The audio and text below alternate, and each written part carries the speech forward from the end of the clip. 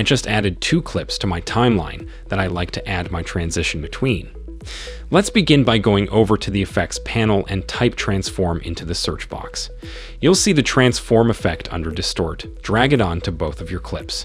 Then make sure your first clip is selected on the timeline and go up to effect controls in here. Move the playhead to the last frame of your first clip.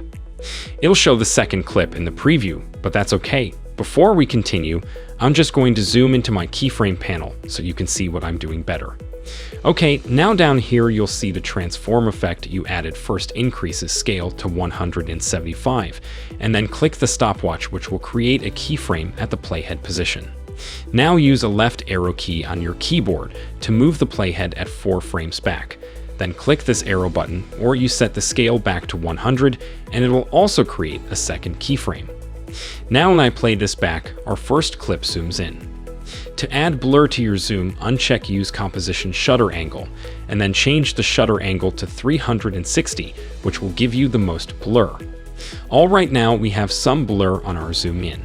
So let's go ahead and select the second clip on the timeline to start working on the zoom out.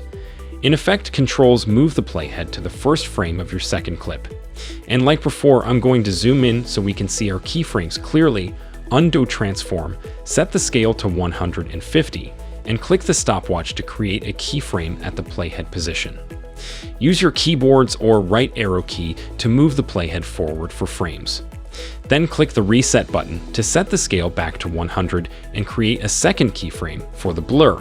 Be sure to uncheck Use Composition Shutter Angle and change the shutter angle to 3060. OK, now our transition not only zooms in but zooms out as well.